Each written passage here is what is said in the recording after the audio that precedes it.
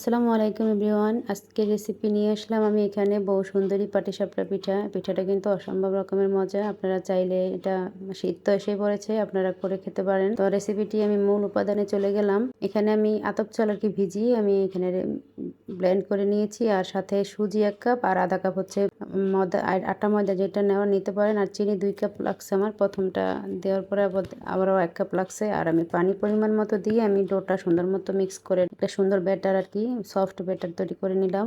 এই হচ্ছে কনডেন্সেট এটা ব্যাটারের। আর এখানে আমি 3 কালার মানে কালার দেবো, তো 2 কালার করেছি, আর একটা নর্মালি যেটা থাকে আর কি সাদা ওইটাই আর কি রেখেছি।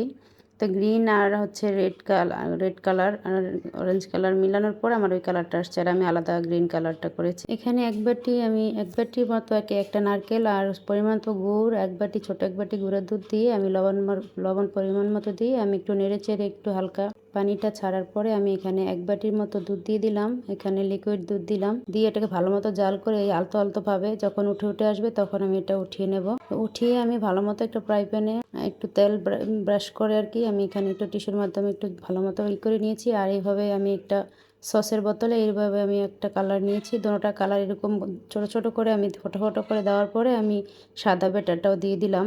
দিয়ে আমি সুন্দর মতো ভালো মতো ঘুরাইয়ে আমি একটা রুটির মতো করে আমি একটু ঢেকে দিচ্ছি। তারপরে আমি 2-3 সেকেন্ডের মতো রেখে আমি পুরটা দিয়ে দিলাম। পুরটা দেওয়ার পরে আমি ভালো মতো এখানে পাটিসাপটার যে শেপটা আসে ওইটা আস্তে আস্তে সুন্দর মতো আমি পাট করে দিয়ে দিচ্ছি, দেখার মাধ্যমে বুঝতে পারবেন।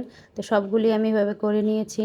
সব কয়টা পাটিসাপটা দেখতে যেমন সুন্দর, খেতেও কিন্তু অসম্ভব রকমের মজা। আপনারা চাইলে গায়ে হলুদে বা কোনো অনুষ্ঠান বা মেহমানদারিতে রাখতে পারেন আইটেমটি। আমার ভিডিওটি ভালো লাগলে সাপোর্ট, ফলো এবং লাইক শেয়ার দিয়ে পাশে থাকবেন। সবাইকে অসংখ্য ধন্যবাদ।